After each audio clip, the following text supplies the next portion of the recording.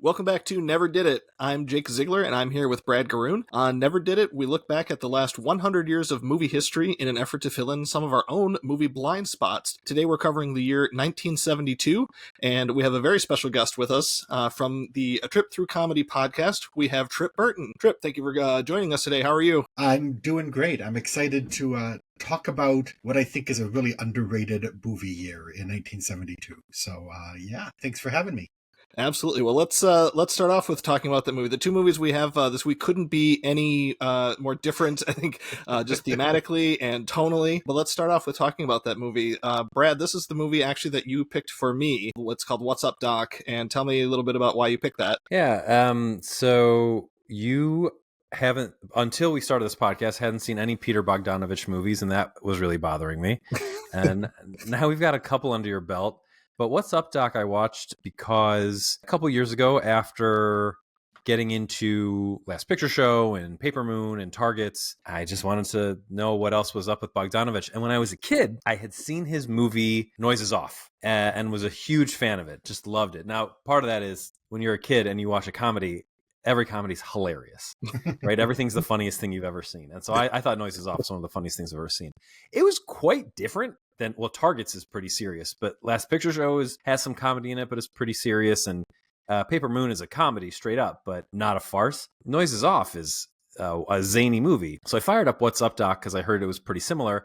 It's not similar. It's really its own thing. It's basically a cartoon. And I had also just recently watched, when I finally had seen What's Up, Doc, I had recently watched Hello, Dolly. And couldn't get out of my head that Barbra Streisand is like hot, actually, or was quite hot, actually. Anyway, I really loved it. I thought What's Up, Doc? Was just the funniest thing, and figured you should watch it because it's really different than the other Peter Bogdanovich movie we covered on this podcast. And then I was stoked to hear that Tripp really likes What's Up, Doc? Tripp, when did you first see it, and how'd you come to it?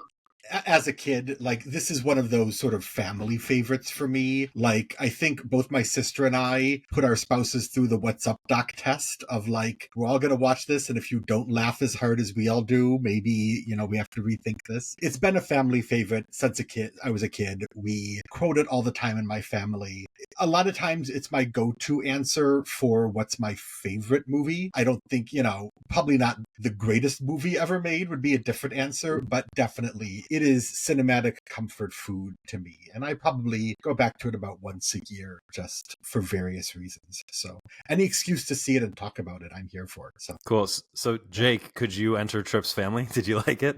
Yes, I would be welcome there. I really did enjoy it a lot. It's like a mistaken identity type of movie, but the identities are just travel cases, instead of people. They've got these people. We've got 4 travel bags that are all the same, and they kind of get mixed up as they go along. You've got Barbra Streisand and Ryan O'Neal, a pre-Barry Lyndon Ryan O'Neal, who's playing the straight man to all the zaniness going on around him. And yeah, it's a delight from start to finish. I laughed out loud a lot. I smiled through most of it.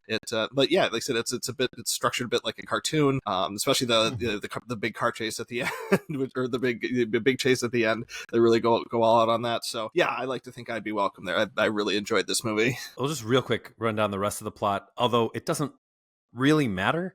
The whole thing is just an excuse to let Barbra Streisand be Bugs Bunny or Clark Gable. The movie's kind of a remake, not a remake, but in the spirit of Bringing Up Baby, which I wanted to talk about here, but I realized I assigned you for a different year for this podcast, so we're going to have to eschew it a little bit. We'll stick to the Bugs Bunny of it all. But yeah, Ryan O'Neal and Barbra Streisand have the same suitcase, as does an old lady in the hotel that they're staying at, and a secret agent or government spy, something like that. So he's stolen something from someone important, and there are folks after him for that. This old lady has all her jewels in a bag. Streisand just has her clothes and a dictionary, and Ryan O'Neal has gems or rocks that emit igneous music. Rocks, right? Igneous. Right. I hate it when my igneous rocks are even touched.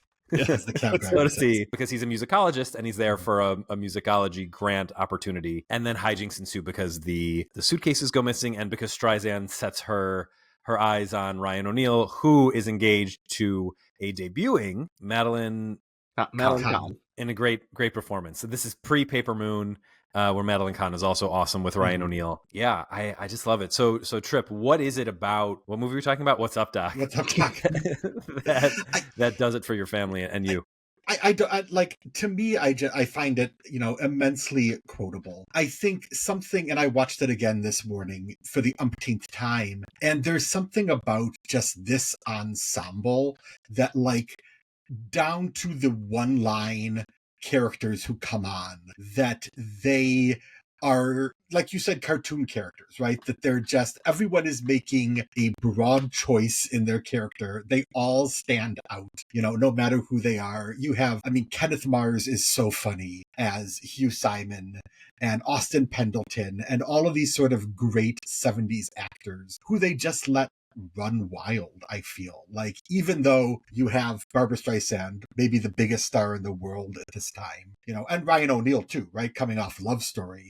At the center of it, it lets everybody, I feel, have their moment to shine. We can't have Love Story be mentioned, and this is a bit of a spoiler, without talking about the fact that long before Deadpool did a meta movie thing, Ryan O'Neal just blasts himself in the face with a shotgun by making fun of the big famous line from Love Story, calling it the stupidest thing he's ever heard. Yes, yeah. It's so good. Yes. I did not think movies did that back in the 70s, referred to themselves like that. I thought that was a more recent development. It not a whole lot back then, but a joke that obviously I did not get as a kid, but has become, funnier as I've gotten older. You mentioned Bogdanovich, who's also has become one of my favorite filmmakers. I was a huge Noises Off fan as a kid too. We don't talk about him in like the 70s director pantheon as much as some of the other ones. And I feel like a lot of that is because he was hearkening back to like these sort of old-fashioned type movies, right? That like, I'm gonna make the black and white small town drama. I'm gonna make a slapstick comedy. But like infusing those with like a 70s feel to it, right? That like, this is a screwball comedy, but it is filmed on the streets of San Francisco. Like that chase scene is through the streets. Like you can sense the danger in there. There's no music in this, which I almost always forget until I watch it. There's no score. Like the only music you hear is just that muzak, right? So it feels like, it's almost like a screwball comedy version of French Connection or, the Serpico the next year, right? These sort of like gritty urban dramas, but instead it's screwball comedy. It's so funny. So I was reading Cinema Speculation the other day. Quentin Tarantino reveres Peter Bogdanovich. Interviewed him, has read his books. They're pretty similar characters. Bogdanovich was a movie critic and a writer before he was a director. Yeah. And he's such a nerd. All the homages you spoke about, they're there. They're like in your face. And that's what's so fun to come to him, I think, in middle age, because you kind of get who he was. Also, he's kind of a creep. So a little bit of why maybe we don't talk about him so much. Like his relationship with Sybil Shepherd, by modern standards, is pretty gross. But yeah, I love that you brought up the diegetic music, because that's such a cool piece of this movie, that everything that's happening is because it's happening. It's also flies in the face of the fact that it's a cartoon. Yeah. Streisand's Bugs Bunny, but Bugs Bunny has nothing but non-diegetic music behind him. So that's pretty cool. I was watching Nickelodeon, another Bogdanovich screwball comedy today. I'd never seen it before. And all I could think was, he made Babylon 50 years before Babylon. There's so many. I'm like, if Chazelle didn't see Nickelodeon, I'll eat my hat. Yeah. Whatever, I'll eat my glasses. There's no way. So it's pretty cool. But you mentioned that he's not spoken in the same breath as like Scorsese or Coppola or Spielberg. All these people who he came up with, De Palma, they're all his guys. Do you think it's because also like it's more comedies than it is serious dramas?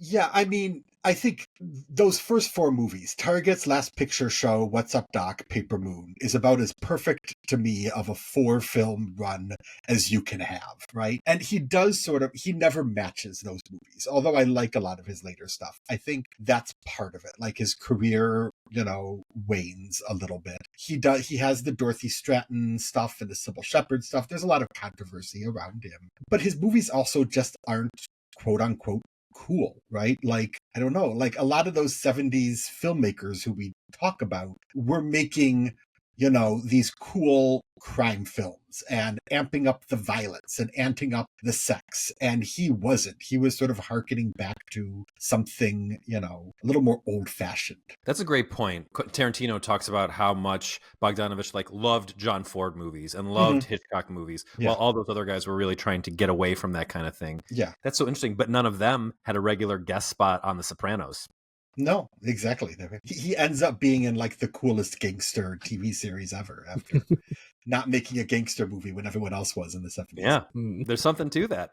So it's so funny because that was my first introduction to him. I was like, oh, that's the therapist from The Sopranos. Yeah, it's cool. Jake, what did you think about this compared to Last Picture Show? Well, it's interesting that it's the same director because again, the tone is just so obviously just so wildly different. And to see this was the very next movie he made, right? It was Last Picture Show, and then it was this. Yep. I mean, I guess I can see why after Last Picture Show doing something that was so. I know you said there were some elements of comedy to it, but to me that was such a deeply sad. There was just so much sadness around that movie. I can see why you would want to do something that was so much more fun and so much more upbeat than Last Picture Show. But I think it just shows there's a versatility there that, like you said, I don't think that maybe even some of those other 70s directors don't have. Some of those names that we were saying, obviously Scorsese's great and all these guys are great, but has Scorsese ever made a screwball comedy that even comes close to anything like What's Up, Doc? I mean, I don't think he's even come close. I mean, he's done some movies that are comedic, After Hours is comedic and everything, but it's not. I wouldn't put it in the same category as What's Up, Doc or anything like that. But Bogdanovich, Last Picture Show is just about as good as anything Scorsese has ever made. So there's a versatility that maybe he has. And again, I'm speaking of Bogdanovich having seen just these two movies. So I mean, I don't have the knowledge of Bogdanovich that obviously either of you two have. But it's if you would put those two movies together, for people who didn't know that they were both him. I mean, I don't think a lot of people would guess that it was made by the same guy back to back. Yeah, for sure. That's so funny. You mentioned Targets as one of those first four and as good as it gets. So I don't like Targets. Maybe an interesting film more than anything else, and if you know sort of the story of, make a movie around this 30 minutes of footage that we already have. I think it's an interesting debut. And then Nickelodeon is about that, right? He accidentally filmed. So in Nickelodeon, the Ryan O'Neal character films Burt Reynolds falling in a balloon and is like, wait, how do I make this into a movie? It's pretty great. But what was wild was I watched Targets shortly before we did our episode on Frankenstein. Mm-hmm. So it was like watching this beginning and end of Boris Karloff's career. I think if that hadn't happened, I would have been like, what even is Targets? But because I had this little bit of Karloff that I'd seen just before, it was pretty cool. Yeah, man, Bogdanovich is awesome. Jake, was there any awards chatter around this? I didn't check that out at all. There was just a little bit. Madeline Kahn was nominated for the Golden Globe for the most promising newcomer. So there was that. And then it actually won the Writers Guild Award for the best original screenplay. It was written by the trio Buck Henry, David Newman, and Robert Benton were the trio that was. So, I mean, just that, but it didn't make any noise at the Oscars, though. And that's when the WGA had I think comedy and drama separate too, right? So they did back then too. Best original comedy or whatever it was. Okay, yeah. For a movie that was in the top 10 that year, to me, for it not to sneak into Madeline Kahn or a screenplay nomination or something is just baffling. Mm-hmm. Yeah, and Streisand was everything then.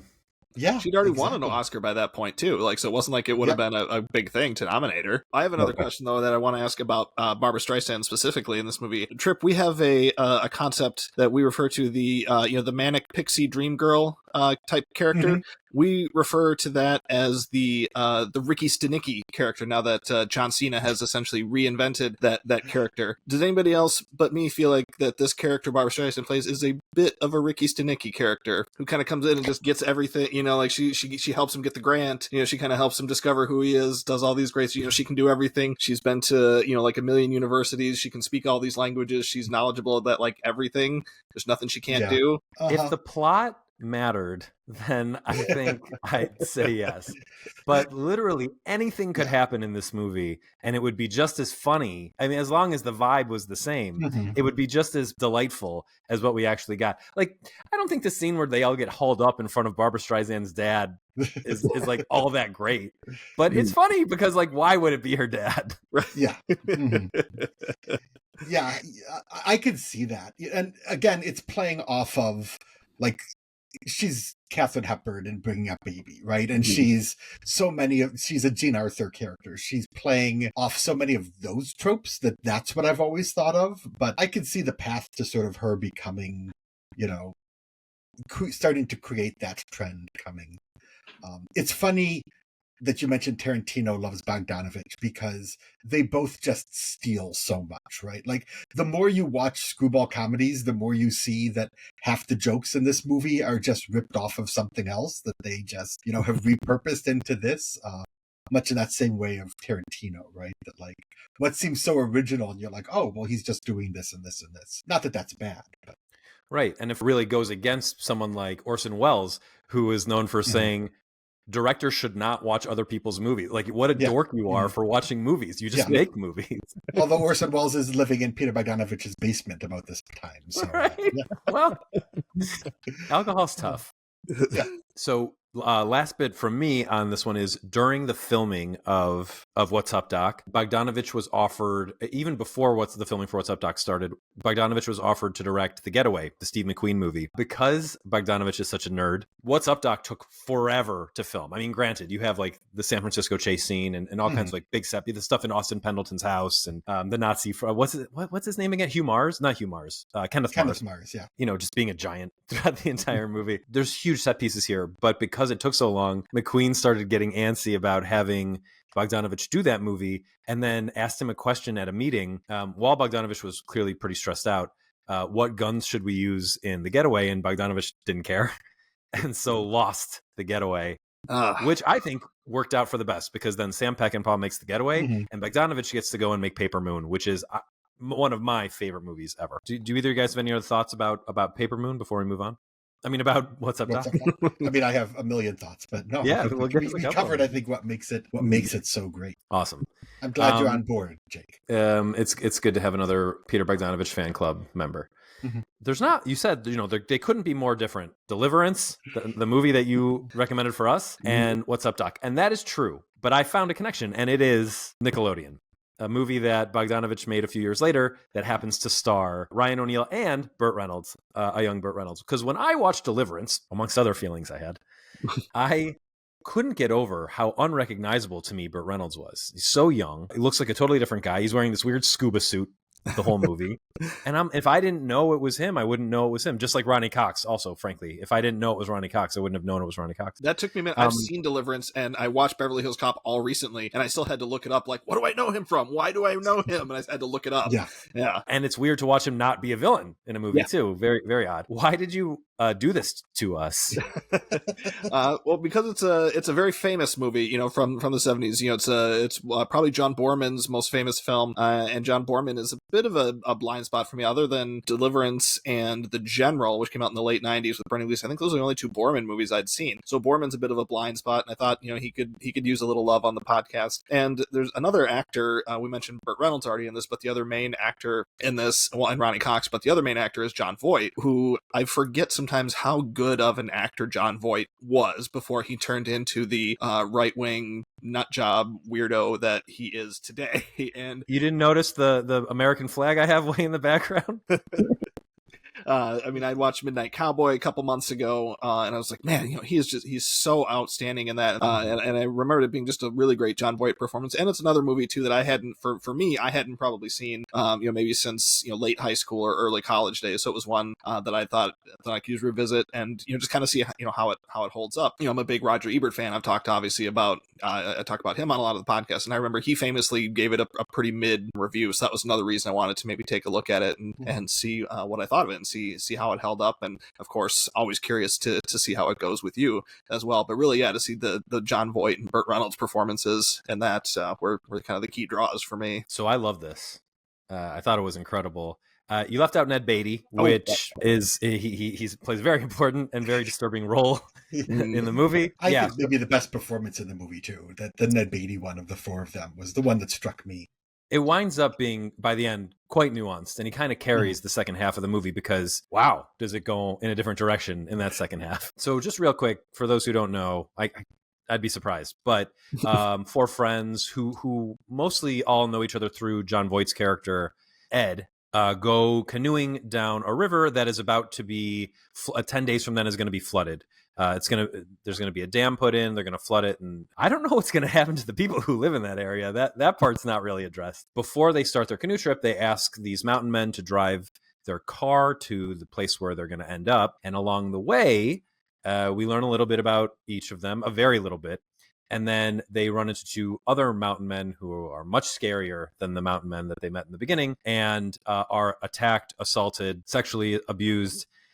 And then, I mean, this is a 50-year-old movie. So, and then in self-defense, they murder these guys. And then the question becomes, what do they do? Because everyone in the area is related to each other. So going to the police or even having a trial is not really an option. It's great. Everyone does their own stunts because the budget for this movie was pretty small. It's very noticeable, and it is very harrowing to watch these guys in their canoes flying down the river to watch John Voight climb a mountain. I was really impressed by that. And then the super famous scene, the assault scene, I don't know. I don't really have words for it except to say it's as impactful as it could be. The only way I could imagine it being more impactful is sitting in a theater in 1972 and not knowing it was coming. Tripp, what'd you think? Yeah, I liked it. I didn't love it. I don't know if you can really love Deliverance, but I too. I think I had avoided it because when I was in high school and getting into movies, this seemed to me like you heard about that scene, and I feel like I remember my parents talking about like seeing Deliverance, and it was like, oh, that's way too intense for me, right? Like I don't want to touch that. To me, I just saw it as this like, oh, this is a movie that you don't want to see. It's too disturbing. And then later on, I realized like, oh, it was a Best Picture nominee. And like, it was, something that people heralded as good. I liked it. Like you said, I think the river rafting scenes are the best. Like that was what really caught me, almost like them versus nature. To me, it was the most exciting parts of the movie. I found it a little condescending, I felt, towards like the quote unquote mountain men, that we just have these sort of like nameless hillbillies who will come out there and attack you just for floating on the river or not being polite enough to you.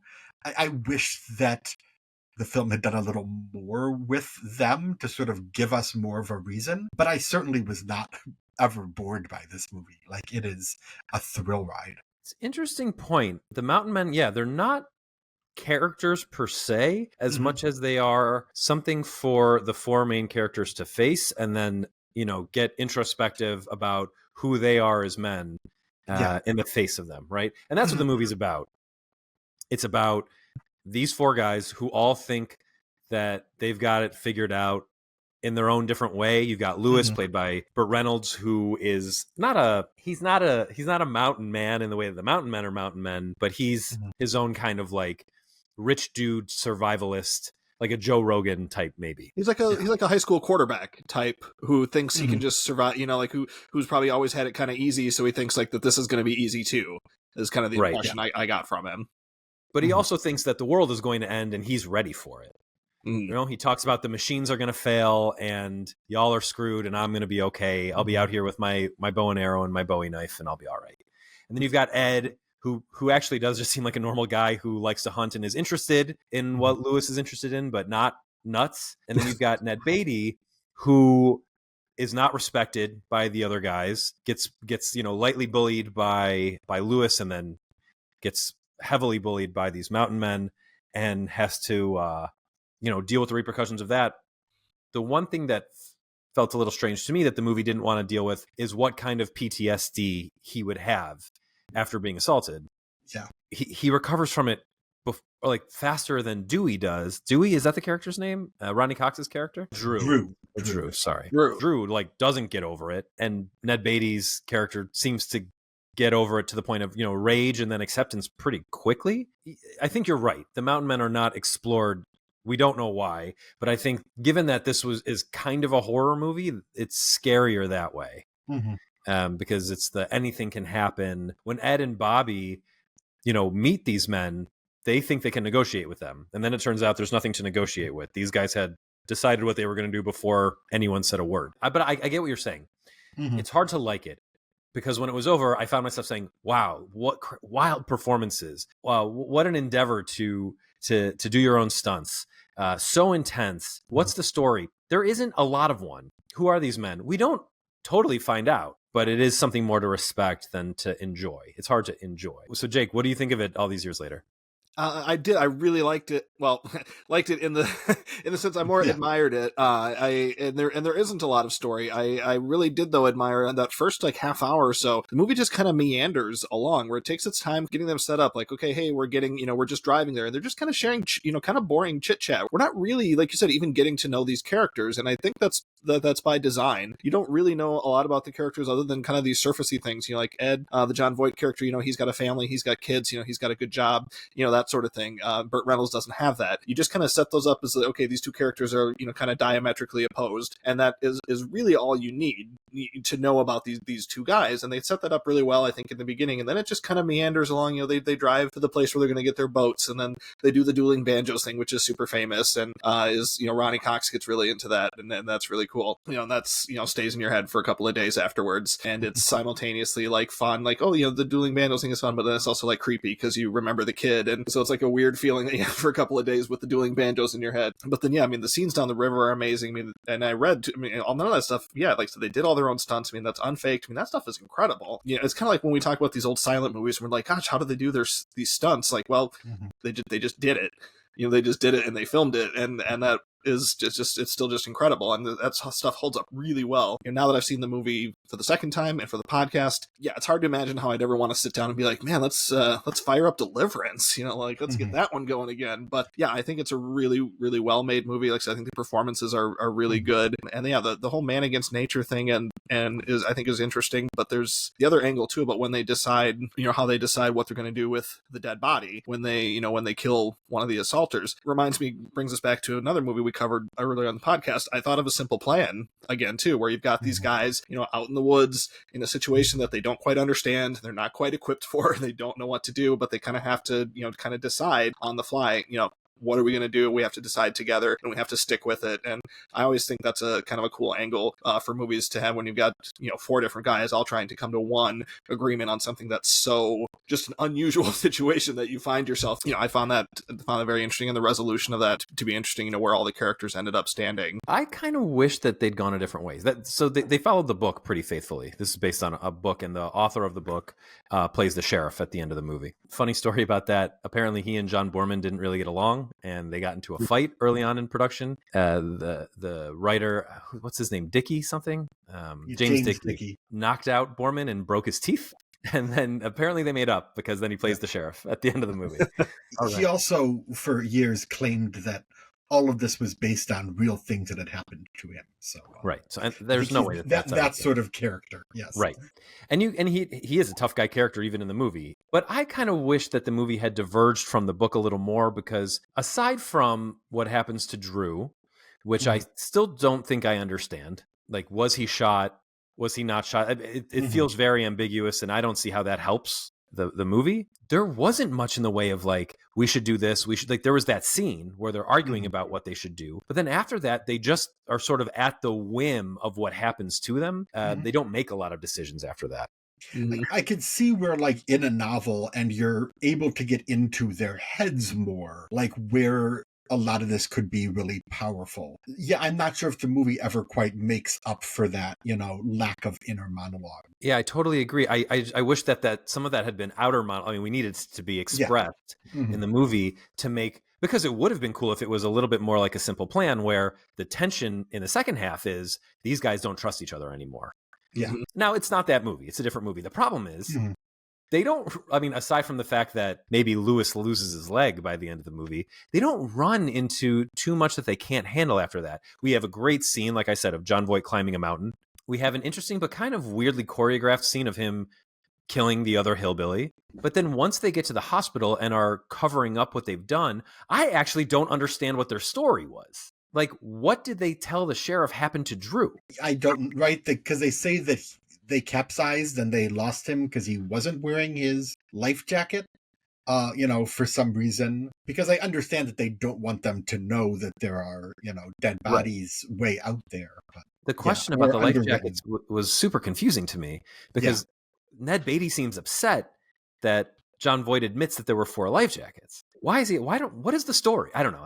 It's a little. And they have to change the story at some point too. Right. So. Not sure why he would have been upset, but he definitely wasn't wearing his life jacket. I know Ed keeps telling him, like, hey, put on your life jacket, and he doesn't put it on. So, like, I remember that, I remember he doesn't put it on. He's definitely not wearing it when he falls out of the boat. Yeah, ultimately, John Voight tells the truth at the end, and no consequence for that. So, I mean, he doesn't tell the truth that he killed these 2 guys, but right. He tells part of the truth. Right. Give me 1 second. This cat is just losing his mind. Tripp, you mentioned that this was a Best Picture nominee. What else did it do at the Oscars? Yeah, it was a Best Picture nominee, Best Director nominee for John Boorman, and Best Editing. Lost all 3 because that was the Godfather Cabaret year, so, good luck for anybody else. Godfather won Picture, and then Cabaret took the awards for Directing and Editing. A bunch of other recognition too. I mean, it was recognized. It got a bunch of BAFTA awards. It was nominated for the DGA, the Writers Guild Award, Golden Globes Award. It was National Board of Review top 10, and it's been selected by the National Film Preservation Board. So it's been a well recognized and well awarded film. I just want to go back a minute to something Tripp said where about the interiority and a lot's not expressed. We don't get a lot from these characters. John Boorman does this in his movies, maybe in his older movies. Like in The General, we actually learn a lot about Brendan Gleeson's character. But after watching Deliverance, I went and watched Point Blank, which is awesome. If you've seen the movie Payback and enjoyed it, this is a version you can watch without Mel Gibson in it. Also, he made a movie called Hell in the Pacific, which also stars Lee Marvin, so does Point Blank, and then also stars Toshiro Mifune, and they're the only 2 people in the movie. It's just the 2 of them on an island during World War II. They've both been washed up there. We learn nothing about them because they can't communicate with each other. So if you can handle a movie that's very surface, but 2 great genre stars, just the 2 of them for an hour and a half, I'd say watch it. It's streaming on YouTube. Someone posted it on YouTube. Any other thoughts on Deliverance? I'm definitely glad I saw it, if just for, I mean, it is an iconic movie, right? And it's sort of one of those movies that, yes, you need to at least see once, just because those 2 scenes are so ingrained, I think, in the cultural consciousness. It's one I think I actually would watch again. Maybe I'd fast forward through the middle, but if for no other reason than I need to understand why Drew was acting the way he acted, and whether or not he got shot, and what happened, how he died. It's all very confusing. And also the effect they used when they find his body and his arm is all contorted is really incredible. Oof, yeah. Very realistic looking. Very disturbing. Yeah. Cool. So as always, we like to talk about our favorite movies of the year. Tripp, did Jake make sure you came equipped with a top 10? Of course I have my top 10 here. So, excellent. Yes. So we always let our guests go first. Why don't you lay out your top 10 movies of 1972?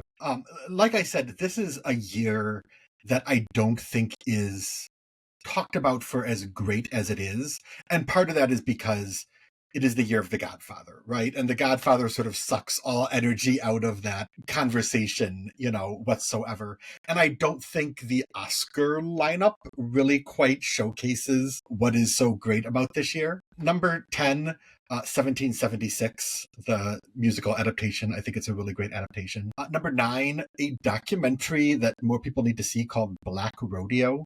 That's really sort of a fascinating look at Black Rodeo at the time in, I think it's New York City, but also a lot about like just the history of the Black cowboy.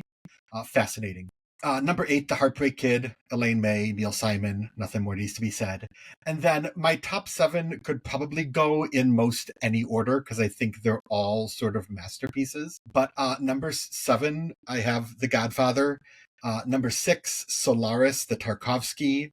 Number 5, Cries and Whispers by Ingmar Bergman. Although that's one of those weird, like 72 some places, 73 other places. Number 4, I have Cabaret, one of the great movie musicals.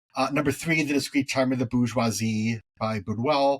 Number 2, a movie that would be fascinating with Deliverance, and that is Aguirre, The Wrath of God, the Werner Herzog movie. They both came out the same year. And Sue Me, number 1, What's Up, Doc? No litigation necessary. Okay, so we have some crossover, but not a ton. I'm going to give one honorable mention just because my list goes to 11. It actually goes to 12, but my number 1 is Lone Wolf and Cub, Baby Cart in Hades, and I gave that for a different year because we covered it on its American release year on the podcast. But my one honorable mention is Silent Running, a cool but not amazing sci-fi movie starring Bruce Stern, directed by Douglas Trumbull, about who is a special effects supervisor for most of his career, but directed 2 movies, one starring Christopher Walken and this one, about Bruce Stern going crazy on a space station. It's fun, but not in the league of these other movies. My number 10 is The Heartbreak Kid. I'll say a little more. So Elaine May, I just think is so great. Her movies are so unheralded, but they're so much fun. I haven't seen Ishtar, but I bet it's good, and that its reputation is unfair. Yes, and also, that's true. And what's important to say about The Heartbreak Kid is don't judge a movie by its remake. This one's really funny. My number 9 is Pete and Tilly. It's a Walter Matthau starring movie with Carol Burnett. They play a couple who they get married despite the fact that she knows he's a womanizer. They have a kid. The kid has cancer, and it's just about their life as a couple. It was directed by Martin Ritt. It's very good. It would be higher on the list if it weren't for one really overacty scene from Carol Burnett in the middle where she cries to Jesus about her son dying. It's just a little cheesy, but very good. My number 9 is Solaris. We've covered that on this podcast at great length. We did a whole episode about it. Okay, and then here we go. Lone Wolf and Cub came out this year, almost all of it. It's on my list a lot. My number 7 is Lone Wolf and Cub, Baby Cart in Peril. That's not the last you'll hear of Lone Wolf and Cub on this list. My number, where am I at? 6 is Sleuth, directed by Joseph Mankiewicz and starring Laurence Olivier and Michael Caine. It's just the whole movie. It's one of these movies you love that all take place in one location. It's just a battle of wits between these two. Michael Caine sort of followed it up with a movie called Death Trap, where he plays the Olivier role, and Christopher Reeve plays his role, which I'm really excited to watch. But yeah, Sleuth is really cool. My number 5 is Lone Wolf and Cub, Sword of Vengeance. My number 4 is What's Up, Doc? My number 3 is Lone Wolf and Cub, Baby Cart on the River Styx, which I think is the second best Lone Wolf and Cub movie after Baby Cart and Hades. But if you like anything Lone Wolf and Cub, which also just watch any Lone Wolf and Cub movie if you haven't seen it yet. If you like one of them, you will like all of them. It's basically John Wick in that, not in that it's like John Wick, although it's a little bit like John Wick, in that all the movies in the series are the same, and they're all awesome. You won't get tired of them. Yeah. My number 2 is Deliverance, and my number 1, sue me, it's The Godfather. Yeah. All right. Well, I honestly probably should have gone first because my list is going to be dumb compared to you guys. Stop it. Never. Stop it. I only have enough for a top 5 and a couple of honorable mentions. So I just want to throw out a couple of honorable mentions first for a couple of things that couldn't fit into my top 5, and then one movie that I didn't have a rating for on Letterboxd just because I haven't seen it in a long time, but I remember liking it. The Poseidon Adventure came out this year, and I remember liking that movie. My friend Jeff Richardson could probably speak more to it. He and his wife are disaster film enthusiasts. He told me they watch the original Twister like about every 5 years, so that's the kind of thing they're into. So I'm gonna have to ask him about Poseidon Adventure. So yeah. Nice. We got to get Jeff back on because I want to talk to him about Earthquake if he's so hard up for disaster movies, because that's one that I can't imagine anyone liking. All right, well, I saw him yesterday and I told him to look at the list again, and we'll have him back on. So we should be hopefully soon. A couple other honorable mentions. I've seen the first 3 of the Lone Wolf and Cub movies, so I have River Styx and Sword of Vengeance in my honorable mentions for this year. And then my other honorable mention for this year is the Scorsese film Boxcar Bertha, which is good, not great. My number 5 then is Lone Wolf and Cub, Baby Cart to Hades. My number 4, What's Up, Doc? Number 3 is Solaris. Number 2, Deliverance. Number 1, I'm So Boring, The Godfather. I was going to say, those are 5 great movies. What's I know, yeah, it's a pretty good list. It's a pretty good list. It's just we've already talked about all of them. Yeah. Okay, fair enough. What are you going to do? Pretty good best picture lineup there. This is like such a hardcore great time for movies. It's real tough to have a quote unquote dumb list. Yeah. Around this time. I haven't seen that Buñuel movie or even heard of it. What's it called again? The Discreet Charm of the Bourgeoisie. What's that about? So it is as if you can describe a Buñuel film, right? We'll give it a shot. It is like, it's very similar to The Extinguishing Angel in that it's like making fun of an upper class group who all get together for dinner, but somehow never eat. And so things keep getting in the way. Yeah, definitely worth checking out. Awesome. Yeah, Tripp, your list was, as you were going through that, I'm like, oh my gosh, I should have seen that. Oh my gosh, I want to see that. Oh yeah, I really want to see that. Like, it's a lot of lists that I really would like to have seen. I'll also give a shout out to Conquest of the Planet of the Apes was this year, which almost made my list. I think one of the best Planet of the Apes movies. This is the one where the apes take over. Oh, the apes take over. So it's, and very much echoes like the riots of the 60s, where they, cool. Like the USC campus or somewhere like that. So, have you seen A New Leaf? Oh yes, I've seen all of Elaine May's stuff. So I love all 5 of those movies. The 4 things she directed, and then huge fan. I think A New Leaf is maybe her best film. But, that movie's awesome. Heartbreak Kid is like impossible to find too. That's the problem with it, because it's owned by Coca-Cola or something really weird like that, and so it's hard to find a legal copy of it. That's the funny thing about some of these old movies. Like there's this 80s. Also, Charles Grodin. There's this movie from the 80s. Actually, if you want to combine A New Leaf, and I don't recommend seeing this movie. I'm going to start by that. But combining A New Leaf and Heartbreak Kid, Charles Grodin and Walter Matthau starred in a movie in the 80s called Movers and Shakers. It's hot garbage. It's so boring, but it's an interesting artifact. It doesn't exist. It basically doesn't exist. Yeah. I mentioned Aguirre, the Wrath of God, which is the Herzog movie about the conquistadors and Like Nature Will Kill You. There's something going on in 1972. As I was looking at all the movies, a really weird triple feature of Deliverance, Aguirre, and this is also the year of Wes Craven's Last House on the Left, which of course is also like a go out into the woods and you are sexually assaulted and have to get revenge movie. Something about nature and people in this year is terrorizing everyone. I think people just saw Straw Dogs and were like, I can do that. I can do that, yeah. All right, great. Tripp, thanks so much. This was a lot of fun. Oh, thank you guys so much for having me on. This was a blast. Awesome. Why don't you tell folks where they can hear more from you? Yeah, so I have a podcast called A Trip Through Comedy. We come out every Thursday, wherever podcasts are found. As you can probably hear from this, my tastes tend to go film snobby. So on the podcast, my co-host Ross Bratton and I are going through studio comedies that I never bothered to see because I was too snobby to see them. So we covered 1999. We're into 2000 right now. So we've recently covered, things such as Screwed with Norm Macdonald. We just did Woody Allen's Small Time Crooks is coming up, and Big Mama's House we're about to record. The Scary Movie is coming out. So all sorts of those types of films, and get to discuss them. So yeah, again, A Trip Through Comedy, a trip with 2 P's. And how often do you find that you like or dislike these movies? Like what's the percentage, what's the hit-miss percentage? A little more probably miss than hit, but I have been pleasantly surprised by several things that are out there. Most famously, I became really obsessed with Blast from the Past with Brendan Fraser and Alicia Silverstone. That movie, fantastic, and no one talks about it. Well, it was the first episode of this podcast, so... Oh, was it? There we go. So I'll have to go back and never listen did to it that. for me. So, there we go. So yeah, a charming little movie, but no. More misses than hits, but I think that goes for both of us, that even some of the stuff that he makes me watch, he doesn't like. So. Yeah. Comedy is hard. Comedy is much harder than drama. It is, yeah.